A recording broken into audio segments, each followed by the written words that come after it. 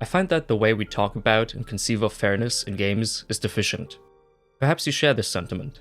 Whether we take fair challenges in games as being about maximal player agency, or equality between competitors, we always end up missing something.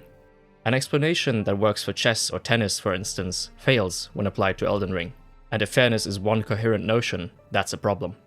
This problem with fairness is impacting any discussions we'd want to have about what's fair in games. When we try to seriously engage, we are missing a common ground and we end up talking past each other. The reason for this, I believe, is that how we think and talk about fair challenges in games is ultimately incomplete. That's why I'm here to make the argument that we can get to a better notion of fairness, a robust one that again allows us to share our disagreements about fairness in a constructive and fruitful way. For that, there's plenty to be learned from our ordinary conceptions of what's fair, but there's also quite a bit to leave behind or to begin viewing in a different light. I'm convinced this is a worthwhile endeavor. Going on YouTube, you can see entire communities hinging upon where you draw the line, at what point you deem something fair or unfair. I share the conviction that the question of fairness matters. We as players feel entitled not just to fun, but to fair experiences in games. And so if a game betrays this expectation, the whole experience threatens to come apart. It doesn't even matter what kind of game we're talking about. We demand fairness everywhere. In single and multiplayer games, video and board games, symmetrical and asymmetrical games. We are always owed fairness. Different kinds of games will of course manifest fairness differently, but the underlying promise stays the same. And let's not hold ourselves up with games that only appear unfair. There must be something about games themselves that causes them to become fair or unfair, right? We should also look beyond the macro level of declaring an entire game fair or not. Whatever it means for a game to be fair, it must be found in whatever makes the individual challenges in that game fair. From boss fights to puzzles to competition with others. Fairness is supposed to apply to all those challenge types. However, therein lies the problem. None of the commonly used notions of fairness cover precisely all of those. They are always missing something or adding too much. And that's the root of the problem. That is why we cannot even say what it is that we are owed as players. We cannot cite a paragraph from the moral contract that is fairness, or demand our right to it to be upheld. Let me show you how every conventional notion of fairness ultimately fails. Let me then also show you a novel path to rescuing fairness from this predicament.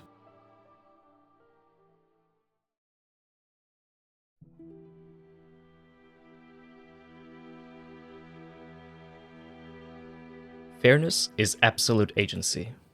A challenge is fair if it lies entirely within the player's agency to overcome or fail it. Veterans of From Software games should be especially familiar with this idea. It has floated around for quite a while now. Dark Souls' reputation has become so ingrained in gaming that many of the same statements are made when the game is discussed. Chief among them, however, are the following two: that the game is brutally difficult, and that despite said difficulty, the game is always fair.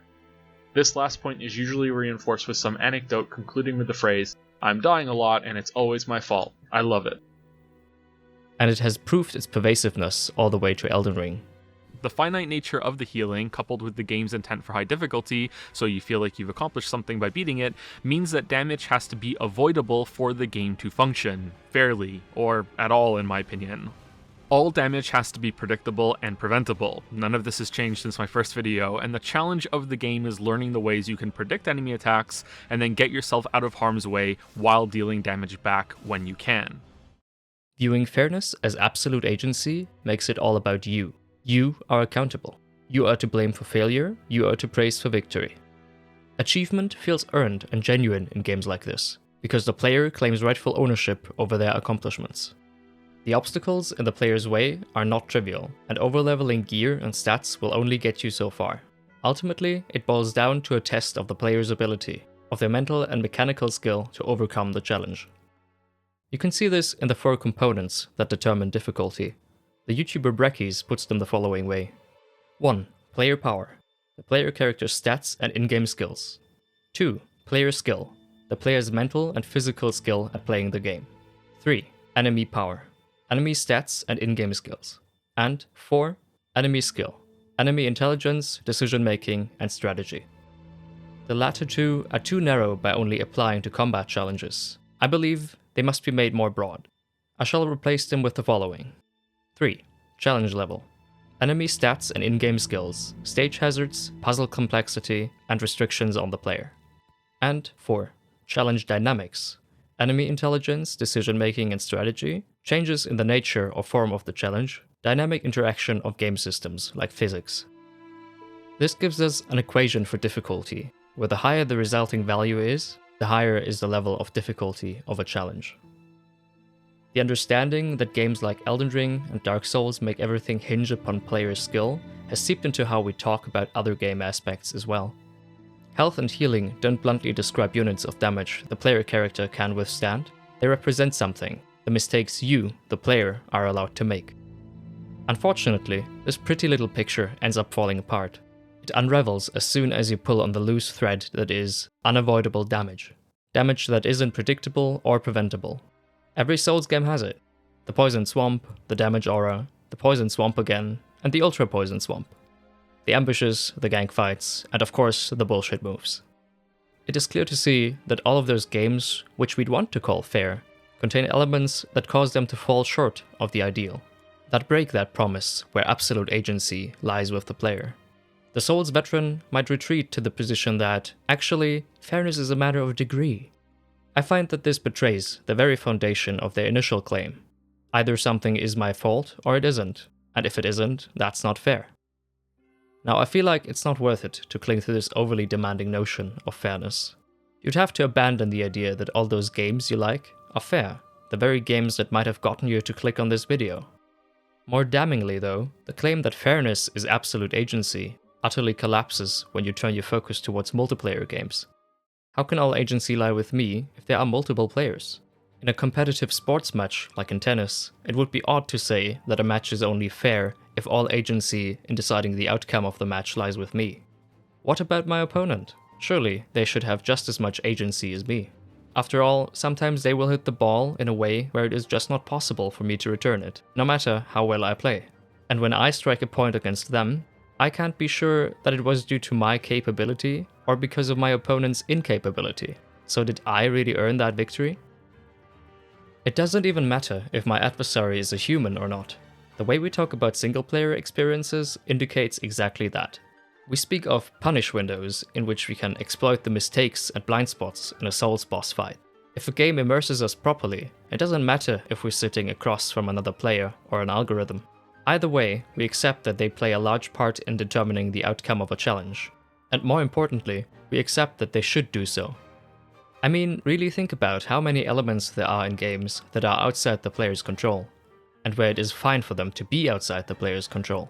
Not just other competing players or NPCs, the general layout of the game world or the obstacles it contains, and all sorts of randomness too, from procedural generation or item drop chances, all the way to hit and crit chances of attacks. Yet we would say of none of those things that they preclude a game in principle to be deemed fair. It seems evident to me that the Souls veteran must abandon the idea that fairness consists in affording the player absolute agency. They must put these foolish ambitions to rest and start looking elsewhere for a formula of fairness.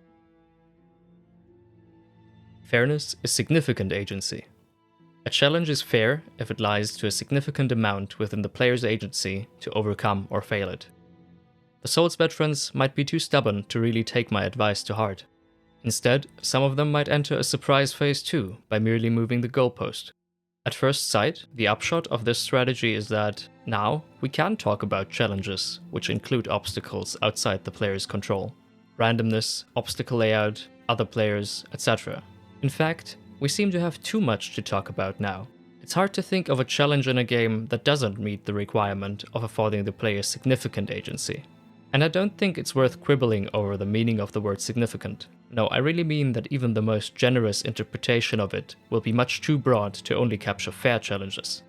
Think back to any challenge in a game about which you have a strong conviction that it is unfair. You'd still have to say something like, yeah, the boss had horribly telegraphed attacks or grossly inaccurate hitboxes. Or, sure, I had no way of anticipating that object over there moving whenever I get close on my first time around. But in the end, overcoming the challenge was dependent on me and my ability to deal with whatever bullshit the game elected to throw at me. In all those cases, you had some significant part to play. Regardless, we wouldn't change our mind and admit, yeah, actually, that's all fair. So conceiving of fairness as significant agency cannot be correct either. Especially to those who have never known defeat, This endeavor might start to seem daunting or frustrating, yet we must press on with determination. I find no joy in tearing down concepts that people hold dear, and that they have a relationship with that is maybe a bit too personal. That's why I hope to show that I am treating these with respect. I am not apathetically discarding them after hollowing them out. I bring this up because there is something vital for fair challenges we can still take away from the previous two approaches. Challenges in general must have at least something to do with player agency. Imagine the following situation. You have your friend over, and they challenge you to flip a coin so that it lands on heads 100 times in a row. If it lands on tails, the count is reset, and you have to start from the beginning. You would have a point in calling this task difficult, but we are not using difficulty in the same sense as when we talked about challenges earlier. What we are pointing towards by calling the coin flip game difficult is that we have a very low statistical chance of succeeding in it anytime soon. We are pointing towards chance, not challenge. When we call a challenge difficult, though, we mean that it is demanding on our abilities, that it asks something of us that we have difficulty in providing, but that we can often provide in the form of skill, while we usually cannot selectively provide luck. Bear with me then when I call those luck-based tasks checks, and the skill-based, or at least skill-related tasks, challenges. Most games contain a healthy mix of checks and challenges. Both can be fun, both can be difficult in their respective ways. Something to always keep in mind though is, managing, reducing, anticipating, or manipulating checks is often itself a matter that comes down to skill. In this way, checks and challenges can work in symbiosis or tear each other down. Let's keep focusing on challenges though, since what we initially asked is what makes a challenge fair. So I shall bring out the precision instruments. I take a challenge in a game to be defined as the following. A challenge is a genuine test of player abilities. For a test to be genuine, it has to 1. Place more than superficial importance on the player's abilities, and 2. Pose a significant, that is non-trivial impediment to players. Remember, this applies to all challenges in games, not just fair ones. Agency is thoroughly enshrined in this view of challenge with the first point. As a player, and as an autonomous agent, I must be able to make a real difference with respect to the outcome, with respect to my victory or defeat. Only then am I justified in taking ownership of whatever the result of the challenge may be. The second point is essential to exclude tasks that are way too easy, like wiping out foot soldiers with endgame gear, beating a toddler in chess, or playing Monopoly with a communist. We can take away then that agency is central to the very fabric of challenges in games. So if we're looking for fair challenges, half of our job is already done by giving a proper answer to what a challenge is in the first place.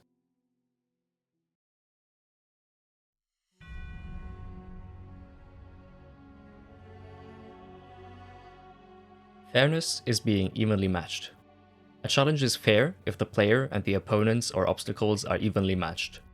Without getting ahead of myself, I must say that this is most likely the strongest contender out of the conventional notions of fairness.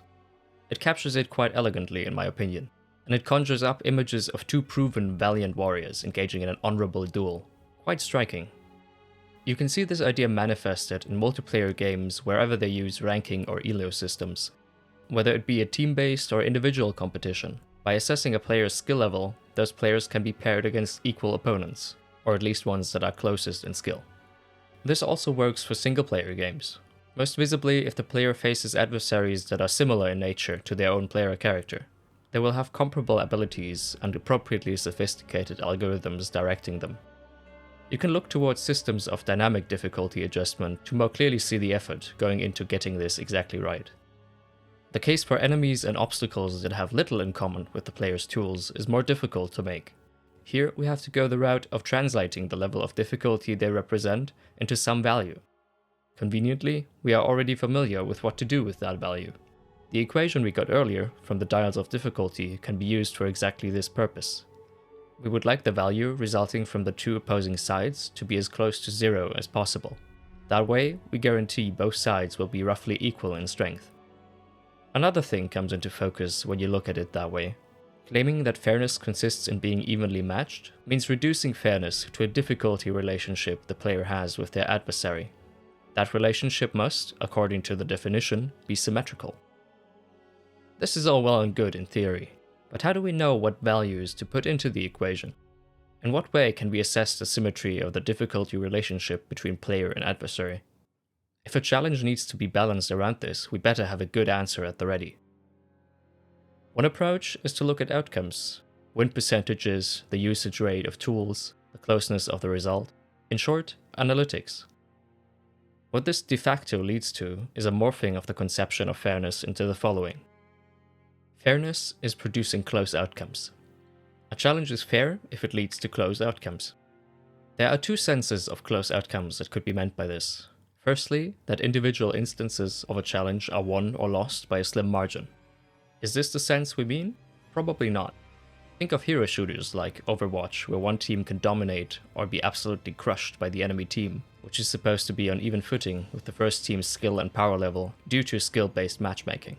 Be it at low levels of skill, where one player might just blunder massively, or at the heights of competitive play, where one creative strategic decision might just make a decisive difference, and clearly so. Is this sort of swinginess incompatible with fairness? I don't believe it is. An overwhelming outcome can be reached when starting from equal initial conditions. This seems to be the thing that matters, the starting point, not the end point. The latter may indicate to us that something might be off with the former, but it's not the crucial component itself. The second sense of closeness is found when looking at outcomes across lots of matches and rematches. Here, you're attempting to assess players' long-term skill, how they consistently perform, and try to get them to a place where their win rate is roughly 50%. That's what tells you that they are being matched with equal opponents. Our tools for assessment haven't changed. We're still looking at analytics to guide game balance. This could be treacherous. Trying to equalize numbers provided in analytics is not the same as trying to equalize the starting conditions. To put it a different way, it is aiming at equality of outcome over equality of opportunity. Why is this problematic? Well, if those two notions come apart, then that means losing the spirit of what made fairness as being evenly matched so attractive. This is the most clear to us in sports. The point of competition is to test players' abilities when starting from equal initial conditions. If in a foot race one competitor is placed closer to the goal from the outset in order to produce a close outcome at the finish line, or many over multiple races, the core of fair competition is lost. Like with the first sense of closeness, what matters isn't the end point, but the starting point. If you agree with me here, then we seem to be back at viewing fairness as being evenly matched. Now, for some games, this objection holds no force. Multiplayer games with large player pools and sophisticated analytic tools have access to plenty of data on all kinds of players. For those types of games, equality of outcome and opportunity may not come apart. I take this to be the best case scenario for fairness, but it is again fairness conceived of as being evenly matched. However, there is a worst case scenario, and one I think is quite common. Often, games aren't solely balanced around making players evenly matched. That becomes just one component of balancing that must make room for other considerations as well. First and foremost, fun. Some in-game tools might feel oppressive or tedious to play against, even if they aren't overly strong. Some abilities might be incredibly fun to use, but feel lacking when you're trying to make a dent in a match or have a massive cooldown time. To balance around fun in these ways is to compromise on delivering a raw, fair experience in favor of one that is somewhat fair, but above all else, fun. Being only somewhat evenly matched doesn't quite have the same ring to it though, does it? Okay, so at least for some games, developers have the resources to intentionally balance around equalizing skill levels, even if sometimes they choose not to. Yet there is a more pressing issue with the conception of fairness. To reduce fairness to a difficulty relationship is to leave room for bullshit. What do I mean by bullshit? Think back to the previous discussion on player agency. There I talked about unpredictable and unpreventable damage, overwhelming combo attacks, poison swamps, and erratically moving hazards. To state my objection more clearly, a challenge where all contestants are evenly matched, where the relationship with respect to difficulty is symmetrical, can still contain bullshit components, perhaps even on both sides. This does not only hold for individual challenges, but can also be applied to overall game progression. As the player learns more and more gameplay lessons and acquires more in-game tools and abilities, the level of difficulty increases accordingly as to match those improvements. However, the same issue becomes visible on a larger scale. A game with good progression can have unfair individual challenges, since after all, we can assign a level of difficulty to unfair just as well as fair challenges. And a given level of difficulty of an unfair challenge, one that contains bullshit, could be what's exactly right in terms of progression. In essence, by reducing fairness to the player's relationship to the level of difficulty of a challenge, we have let in individual bullshit game elements that just don't upset the brute level of difficulty. Once again, we've got an overly broad definition here that counts instances of unfair challenge as fair. We must therefore reject this definition attempt too, or bite the bullet on allowing those bullshit elements into what we deem fair, as long as they don't upset that brute level of difficulty. If successful, this objection claims two more victims of conventional conceptions of fairness. Let's briefly take a look at them. Fairness is appropriate difficulty. A challenge is fair if its difficulty is appropriate to the player in terms of their skill and power. This is very similar to fairness as being evenly matched, since it also reduces fairness to a relationship the player has with difficulty. Appropriateness could even be cashed out in terms of equality, but that need not be the case. There could instead be some corridor of appropriate difficulty. Proponents of this notion of fairness additionally carry the burden of having to define and justify the bounds of said corridor. Otherwise, the in itself harmless and natural vagueness of what's appropriate would lead to arbitrary cutoffs of what lies in and outside of those bounds. The appropriateness of difficulty can also swing in two different directions. Challenge difficulty can be appropriate to the player, and it can be appropriate to the game it is placed in. For example, in terms of the narrative, theme, mechanics, and the altogether target experience intended by the developers. There seems to be a curated context in which the challenge is placed. Oftentimes, this context informs us about elements of challenges ahead of us. Even if this definition attempt ultimately fails due to allowing for bullshit, the importance of the challenge being embedded in some context is something worth keeping in mind. The second collateral is the conception of fairness as playing by the same rules. A challenge is fair if the player and the opponents or obstacles are playing by the same rules. Here, fairness is not reduced to difficulty. However, the objection that it allows for bullshit game elements applies all the same, since no statement is made about the content of those rules both parties are governed by. And if the rules allow for bullshit on either side, that doesn't solve the underlying issue. If player A does their bullshit move that player B can do nothing about, and afterward player B does the same to player A, that can hardly be called a fair state of things, either because the levels of bullshit are mismatched, or because the bullshit is so overwhelming that the match ceases to be a genuine challenge, a genuine test of player abilities. Because if there's nothing you can do but to take your opponent's bullshit to the face, what skill could even be tested? Maybe there is some low level of bullshit that is acceptable. The flaw of all these definitions, though, is that they allow for any amount of bullshit, up until the task ceases to be a challenge at all. Another grave issue is that this notion of fairness struggles even more with asymmetries than being evenly matched. What does it mean for a player to play by the same rules as an obstacle course or a gimmick boss? We can't reduce that to something to put into the difficulty equation. You may also think of asymmetric multiplayer video games like Dead by Daylight or board games like Scotland Yard. Surely we'd like to say that those games are fair, or at least could be fair in theory, right? There's nothing in the asymmetrical structure of games that should preclude them from being able to be fair. Maybe it's a harder job for the game maker to balance the different sides, but to exclude these games in principle would be misguided. As far as I can see, this definition also tends to be applied very selectively. In Souls games, the player character is committed into attack animations, and so should the bosses. In symmetrical games, both sides are bound by the same rules and limitations. But to capture the entirety of challenges, or even all aspects of the challenges it is being applied to, this definition is way too narrow. Even after all this, it could be the case that you are willing to bite the bullet of allowing for bullshit elements as long as the general relationship of difficulty is not upset in terms of qualifying for fairness. In that case, there is one more concern that needs addressing. It is brought out in an all too common feature of video games: respawning. The respawn feature introduces a structural asymmetry into the challenge, since whatever obstacles and enemies I face, if I fail, I can just try again and again. How is the respawn feature problematic for fairness? For one, it directly contradicts the demand of playing by the same rules, at least when looking at bosses or challenges that need to be only beaten once. For the definitions that reduce fairness to a difficulty relationship, respawning opens another can of worms. Recall that the goal for these kinds of theories is getting to a certain value or range of values resulting from the equation of difficulty. Now, what happens if you retry a boss, say in a FromSoft game? What changes from one attempt to the next? It is the knowledge you, the player, gain about the boss's moves and gimmicks, and the mechanical skill to deal with incoming attacks and land attacks of your own.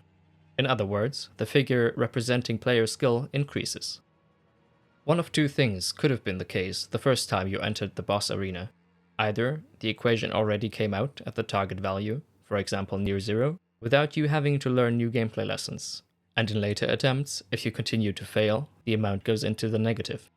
Or the equation came out to an inappropriately high positive value, and with further attempts it is lowered towards zero or even flipped into the negatives. According to both evenly matched and appropriate difficulty, there are some instances where fairness is reached in those attempts, either initially or later on. In short, the problem with this is that either, with every further attempt I require to beat the boss, I leave fairness more and more behind, or the fight is unfair from the very start and only becomes fair once equilibrium or the range of appropriateness is reached. The kind of judgment we could make about the fairness of that boss fight would be restricted not only by being relative to individual player skill, but would also be restricted by what attempt a given player is on. It seems to me that is not the kind of judgment we seek to make about challenges. We would say a mistake is made in framing the challenge in terms of these individual attempts. The challenge isn't beating the boss in this attempt, but beating the boss at all. And the previously considered notions of fairness appear unable to accompany that view of challenges. Lastly, I want to say a few words about one last straggler definition. Leaving it out of the conversation feels like not giving you the full picture. Fairness is having clear and consistent rules. A challenge is fair if the rules governing it are clear to the players and stay consistent. Instead of putting the focus on the contestants, this attempt instead turns towards the contest itself and how it is communicated to the participants. Similarly to playing by the same rules, having clear and consistent rules doesn't specify the content of those rules.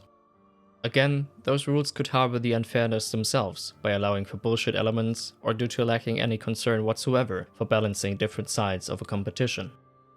On the other hand, this version can accompany severe asymmetry by demanding consistent instead of equal rules. Communicating clearly with the player has come up before and surfaced multiple times when talking about predictability. Generating a reasonable expectation in a player by providing them with specific information in specific ways is the chief directive of the developer's design and communication efforts. A fair game needs solid communication. This becomes a balancing act as soon as you consider fun as well. That's due to the tension between providing information to the player and letting them figure out things for themselves. After all, that too is an aspect of many challenges. Cutting it out completely would eliminate the possibility of having such challenges in the first place. So for fairness, solid communication seems essential, but not perfect communication. Returning to the demand that all damage must be predictable, along with being preventable, perhaps then we need not go quite as far. It could be the challenge in general, the goal and the means to achieve it, that is all that needs to be made comprehensible to the player. The nature of the challenge, if you will. The ability being tested and how to use it to pass the test. Not every detail of that test. In terms of consistency, that nature of the challenge need not be entirely rigid, but every change of that nature would need to be communicated to the player in advance, as to not unfairly catch them off guard. If all of a sudden an Elden Ring boss prompted me to pick a lock or solve a murder while not telling me what it wants from me, we would rightfully call that unfair. The challenge would have changed its nature without revealing that change to me in a comprehensible way, or giving me reason to anticipate such a change in the first place. What we can take away from all those attempts at defining fairness is firstly the importance of preserving appropriate starting conditions, at least in some sense, especially but not exclusively in symmetrical games. Secondly, that we need some way to address the objection of allowing bullshit elements. And lastly, that solid communication and a tailored context in which the challenge can be placed are vital to guide the player towards having reasonable and informed expectations about the challenge.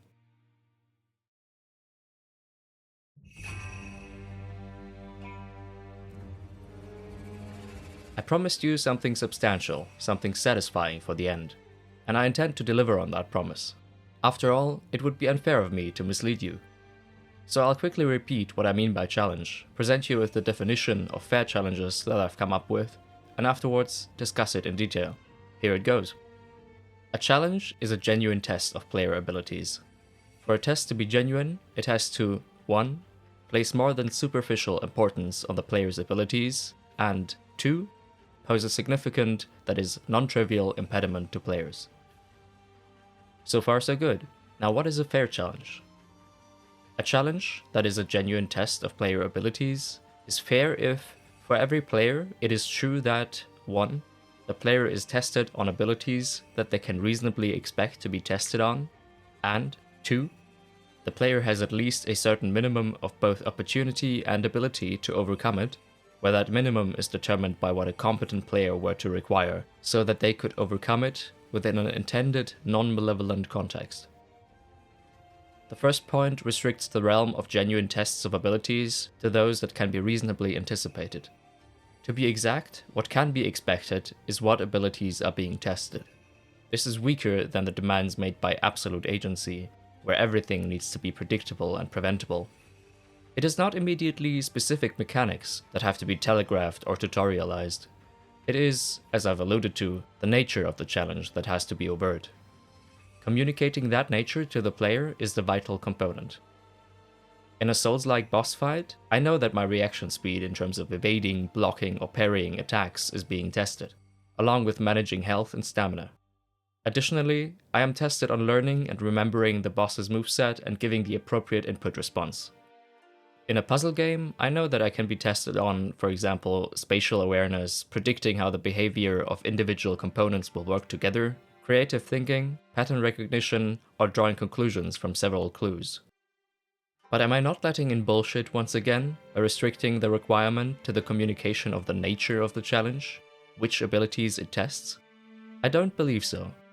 The crux lies again with communication. In the case of Souls-like games, people sometimes demand, in order to uphold fairness, that the player must be able to intuit or sight-read opponents' moves. Making that possible through telegraphing or the visuals of stat and stagger effects are but a few of many tools developers can employ. I think restricting the valid pathways of communication to those is too restrictive and doesn't work as a general prescription for all kinds of games. You wouldn't make the same demand in a high-level chess game, where a move can take hours, and you couldn't make the same demand in puzzle games, since those are usually exactly about thinking logically, not intuitively about problems. Look at the rich landscape for how gameplay lessons can be communicated. I can think of 3 categories in that regard. Direct communication, explicit information, tips, lessons, and directives which are not tied to the reality of the game world.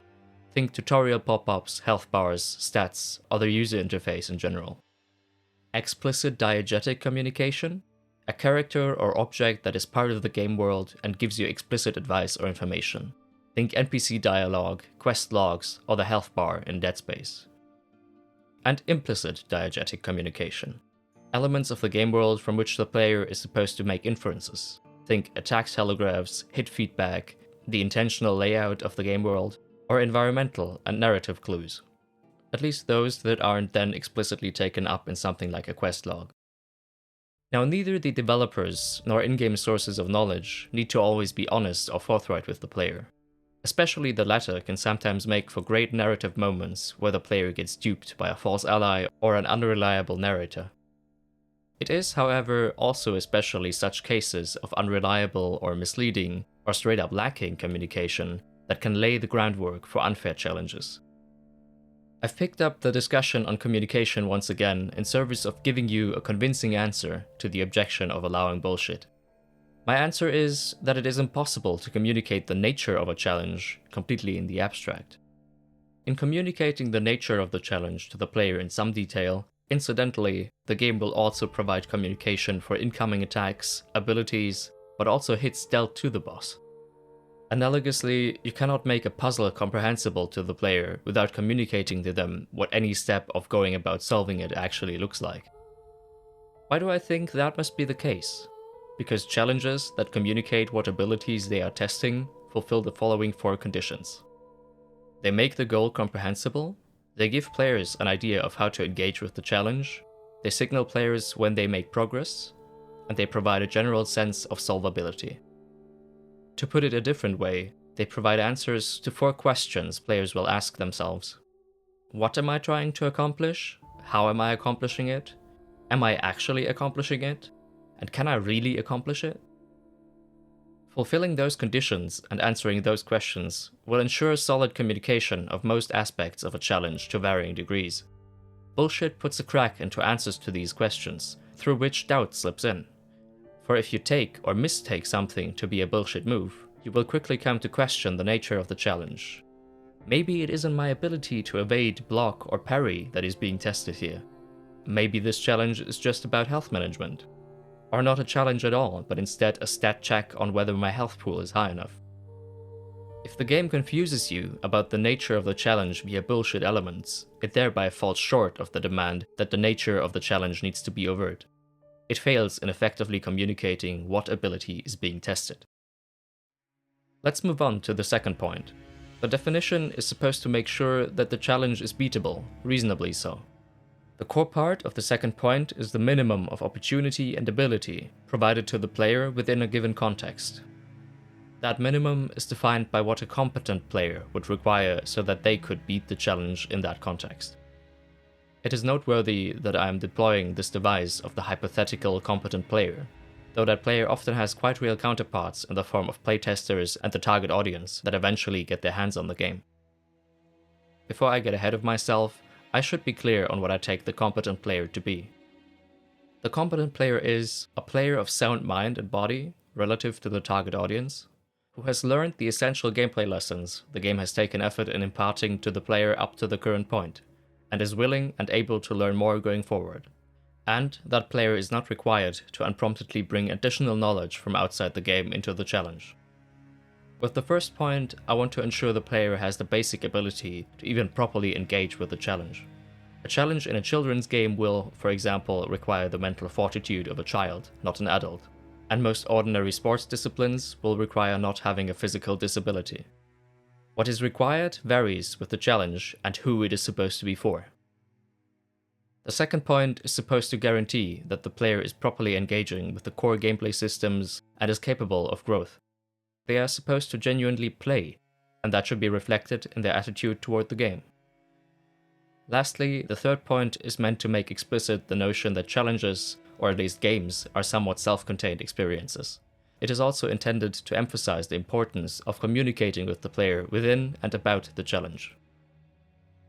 Let's turn towards the idea of a context in which a challenge is supposed to be overcome by the competent player. Plenty of things can play into the context of a challenge. Is it placed at the beginning or the end of the game? What size is it compared to the whole game? What came before that could inform the player about it? What is its function in terms of gameplay or narrative? And what constrains it? That last question is of special interest. The paradigmatic example of a constraint on a context is that of a time limit, either via an explicit countdown or implicitly in accordance with certain outside factors. How many allowed attempts or mistakes make sense in the narrative? Other game features imposing restrictions, like the number of remaining extra lives? Or the form of play mandating breaks due to physical or mental exhaustion or frustration? You can even take another step back and ask yourself, how much time is appropriate for a game or a challenge within it to take up in my day? You will hopefully grant me that these implicit constraints are usually arrived at intentionally by designing the challenge around them, informed by knowledge about the target audience and plenty of playtesting. And failing to design around these constraints is to make an unreasonable and unfair ask of players. Maybe they can run 100 meters in 20 seconds, but not in 5. Maybe they can beat the boss with the allotted healing resources, but not with only half of them. But what if you, as a game designer, want to watch the players of your game suffer? What if you're not interested in the slightest in creating a fair experience to begin with? This gets me to the notion of non-malevolence, which the context must abide. The game designer cannot willfully disregard the reasonable constraints the challenge should follow by alluding to a higher ideal of a brutal at the cost of a fair challenge, without losing the right to call that challenge fair. As I said, failing to design around constraints is making unreasonable asks of players, no matter if that happens intentionally or unintentionally. If the game designer fails us in intending for a reasonable context, we must fall back on consulting and drawing analogies from our prior experiences to come to a conclusion about what a good context looks like.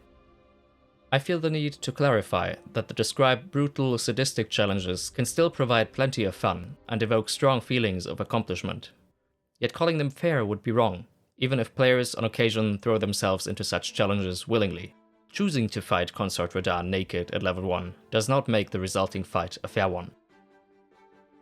The definition requires players have a minimum of opportunity and ability to overcome the challenge, as defined by what the competent player would need to beat it. With ability, I am referring to the mental and mechanical requirements as set by the 3 points of what defines a competent player. One ability to always keep in mind is the ability to acquire and improve other abilities, or learning as it is sometimes called. Within the context of challenges that expect player growth, players need to be able to sufficiently learn about aspects of the challenge and be provided the opportunity to do so. On this note, I want to extend an olive branch to the Souls veteran by stating my belief that it is the constant demand on and accountability for learning, not the accountability for every little failure, that creates the profound feeling of accomplishment for all of us in Souls games. With opportunity, I mean something complementary to ability. The player needs to get the chance to show their ability. In part, this is already entailed by talking about challenges as genuine ability tests. If you take the case of tennis, one thing that obviously falls under opportunity is having access to the tennis court. Another less obvious one is having a tennis racket. This is a requirement for having opportunity because of the nature of the challenge of tennis. The points need to be scored with a tennis racket, and they are given out based on where the ball lands relative to the court. Access to both is necessary just so they can play a game of tennis and engage with and potentially overcome the challenge contained within it. But why do I say that the player needs to have a minimum of opportunity and ability instead of having some exactly right amount? Because giving an actual player exactly as much player power as the competent player and calling it fair is disregarding that actual player and the one thing the game developer cannot control: player skill. In short, the competent, average Joe can reasonably beat the challenge within a set context. Even if you, the actual individual player, are a worse player than that Joe, and it is therefore unreasonable to expect you to beat the challenge in that context, that doesn't mean that the challenge is unfair. Only once you've gotten up to that Joe's skill level does the challenge become fair in the very narrow sense to you, but even before that, it is generally a fair challenge. And we show this by making reference to the hypothetical competent player the game designer had in mind when designing and balancing the challenge. I hope this has convinced you that there is a well-justified lower bound for what's fair, at least that opportunity and ability which the competent player requires. Although you might point out that I haven't mentioned an upper bound yet, I believe there is one, and it is neatly provided and justified by our understanding of challenges as genuine ability tests.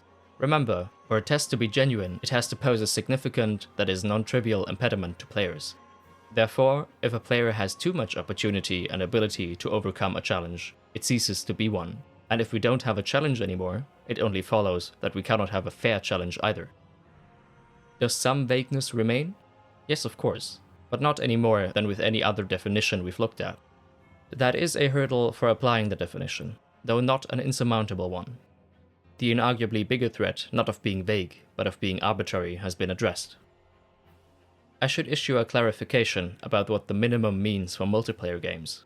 As I've sneakily put into the initial part of the definition, a challenge is fair if, for every player, it is true that the two conditions are met. So if you pit two players of about the same skill level against each other, they will each have at least as much opportunity and ability to overcome the challenge of winning the match as the other. Specifically, they will have equal amounts of opportunity and ability. Since the competent player is always defined in virtue of previously absorbed gameplay lessons, in ranked multiplayer games, those will depend on the opponent players you've faced, and on whether enough gameplay lessons have been mastered sufficiently to be able to beat them. Due to the lack of information games with skill-based matchmaking have on you when you first start to play, it might throw you into challenges that aren't fair to a player of your skill level. Meaning challenges a competent player, but with virtually no opportunity to absorb vital gameplay lessons, couldn't reasonably beat. Note that a player in that position might in ordinary language be quite incompetent at the game, but that is only so because they haven't had the chance to properly learn and demonstrate their competence. With this, we arrive at the plausible position that players of equal skill being matched will fulfill the condition of sufficiently mastering gameplay lessons, while the definition applying to each player respectively guarantees that the minimum is upheld on each side, resulting in an elegant balance. Do we now need to include such a balance when turning our gaze towards single-player games too? Do we need to be zealous advocates for the NPCs we regularly beat to a pulp? I don't think so. Single-player games provide an experience crafted specifically and exclusively for the player. That circumstance might be very thinly veiled. We have an apt description for games like this. They feel gamey. Or the player's experience is soaked in thick immersive world-building, with NPCs beckoning for empathy and understanding. Although there is the palpable allure to extend it to them, even in gameplay, in terms of achieving fairness, it is misguided. A mere illusion. Most people probably won't care, but I feel the need to address accusations of inelegance, or artificiality of the definition. More to the point, the accusation is that the definition grabs random elements of games and just throws them together. That there is no underlying unity of the definition. I believe there is, but I admit I haven't focused on presenting it that way. If you subscribe to the definition of challenges as genuine ability tests, then the first point about fair challenges is merely that the participants are aware, in some specific fashion, of that test. The second point then merely adds the requirements, ability and opportunity to engage with that test properly and earnestly, and implicitly states the demand that the challenge is beatable and reasonably so, that it is made for someone to be challenged, and that it is designed with that someone in mind.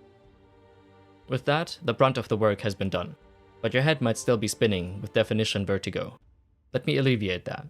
I'll swiftly go over one concrete example, Malenia, Blade of Miquella, to show how the definition applies and what it entails for the assessment of fairness in practice.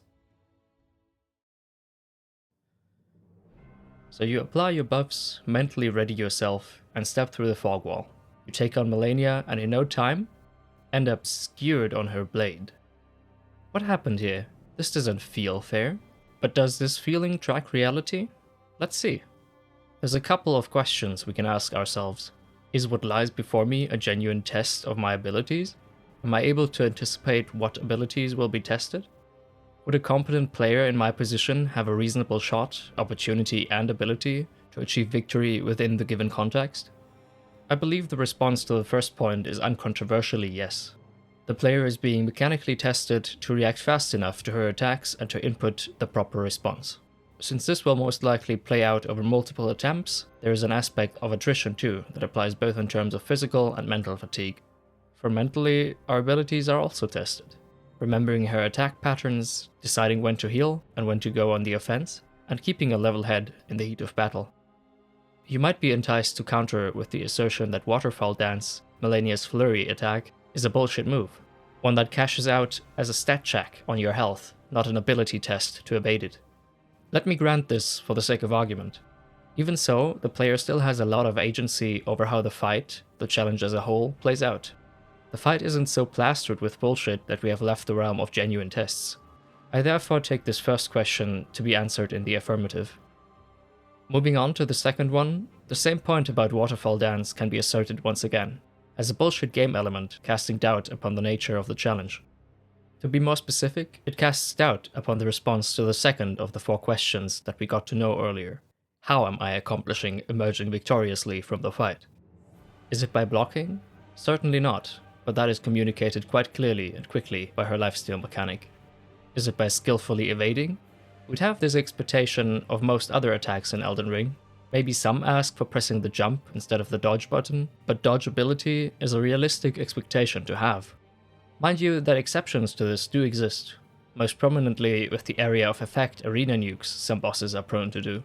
For those, the proper response is positioning yourself correctly. Now neither rolling nor repositioning is always possible with Waterfall, at least not so that I take no damage at all.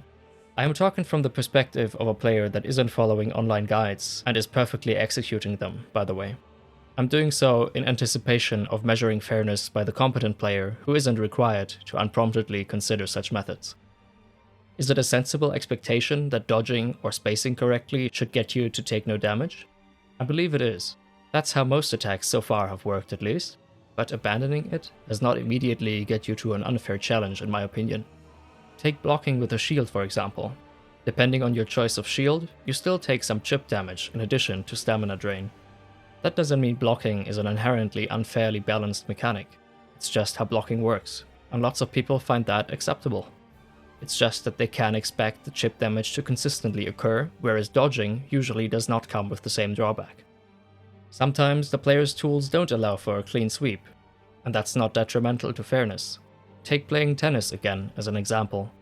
In a fair match, you wouldn't expect one player to never manage to score any points against the other.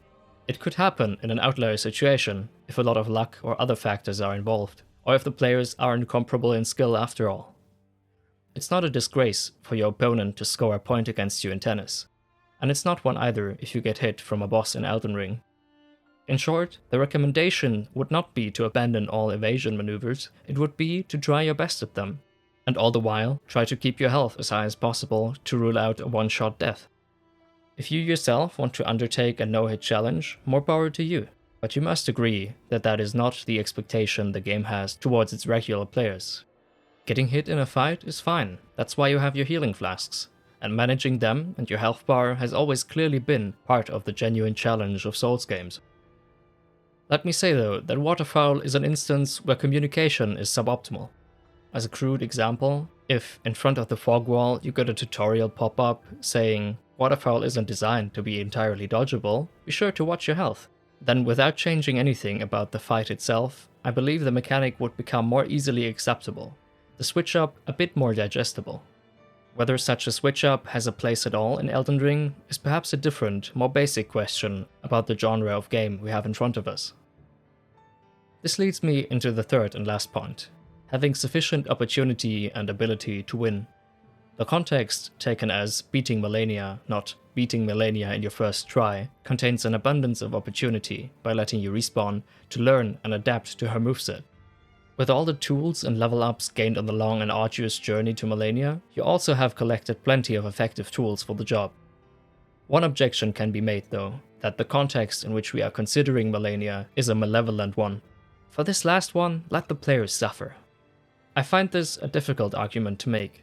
The context of the Malenia fight doesn't really differ from that of any other Elden Ring boss. The respawning, the arena, the multiple attempts required. The fact that she is the last optional boss is rather an argument in favor of allowing extraordinary difficulty, not foregoing it. That too plays into the context. In practice, differentiating between felt and factual unfairness is a treacherous and thankless task. Dying in a Souls game quickly feels unfair, even if it's par for the course, even if it's a regular part of the learning process. Learning can be painful. Coming to terms with one's own imperfection is painful, and that's not something restricted to games. As I've mentioned in the intro to this video, we feel entitled to fairness. It is something we, as players, are owed, an implicit moral contract signed solemnly by the game designer. Sometimes we hold on too tight to it. The YouTuber MH has suggested that something akin to an IKEA effect is going on when we are confronted with something unfair. You may have heard of the IKEA effect. It's the idea that people who build furniture feel more positively towards it than those who bought it pre-assembled. Their effort in completing this task gives them more ownership over the thing they've created. What if this same effect is happening with difficulty in games? What if we feel more positively towards unfair challenges not because of their quality, but because we're the ones who completed them? Maybe I've committed the same mistake with Malenia without knowing. The conclusion drawn here, that victory over an unfair challenge is worthless, seems grossly misguided to me. Is there not greater accomplishment in prevailing against something unfair than something fair? The psychological need for accomplishment is not gone for the get-good crowd if not all accountability is on them. If the obstacles in your way are difficult, your actions become meaningful and your achievements great. Fairness is not needed for this equation. Forgoing fairness, breaking the contract, that can lead to incredible experiences too, ones that feed into our desire to take on tough challenges just as well. And ones that can serve the themes and atmosphere of the bleak worlds we find ourselves in, as nobodies fighting over nothing, as the ones taking on giants and conquering all, not from an abundance of power, but from an abundance of determination. My aim here was to arrive at a better notion of fair challenges in games. I hope and believe to have done so. If you disagree with my analysis of Malenia, for example, I hope you feel that it makes sense to do so in virtue of the points of the definition I've laid out. That you disagree with me that the context is non-malevolent, or that the factors of bullshit are large enough to corrupt the notion of a genuine ability test. If that is a course of action you feel makes sense and is a useful way to talk about fairness, then I'm already happy. Then I've achieved what I set out to do. I have no intention of dying on the hill of claiming Melania is a fair fight. If you take a step back and look at the video in its entirety, I think you'll come to see that I've attempted to fight a different kind of fight, one whose outcome I cannot decide on my own.